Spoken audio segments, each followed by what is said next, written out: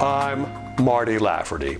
The DCIA is pleased to introduce a new service available at no additional charge to member companies to help them comply with legislation that President Obama has just signed into law. The DCIA's Compliance Audit Service will help members ensure that their practices conform to the three major provisions of the Cybersecurity Act of 2015. For the 10 years during which this law will be in effect, broadband network operators and internet service providers are authorized to monitor traffic, conduct defensive measures, and share information with others regarding threats to cybersecurity.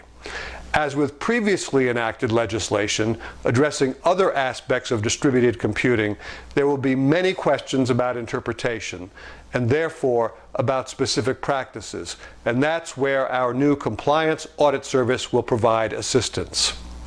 What methods for scanning, identifying, and capturing data being processed, transmitted, or stored on an information system will be deemed acceptable? What cybersecurity threats or vulnerabilities can companies point to as reasons for protecting data systems, infrastructure, software, or the information itself?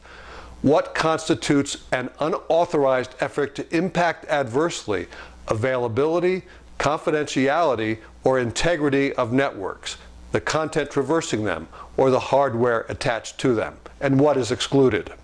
And in what ways does such surveillance to prevent abuse supersede countervailing state and federal laws? Regarding defensive measures, what actions to detect, prevent, or mitigate known or suspected cybersecurity threats will be permitted, and what tactics will be prohibited? And under data sharing, what authority is granted for exporting and importing cyber threat indicators, and what contextual information must be redacted?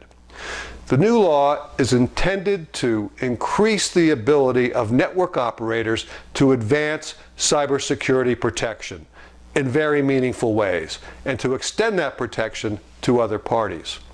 The measure offers several definitions of criteria for what qualifies as a malicious threat or a pattern of such threats, but the challenge is to translate these into practical terms. For the Cybersecurity Act of 2015 to achieve its full potential, there is much to do in clarifying procedures and practices that the courts will deem permissible. We encourage you to contact the DCIA for help with compliance. Share wisely and take care.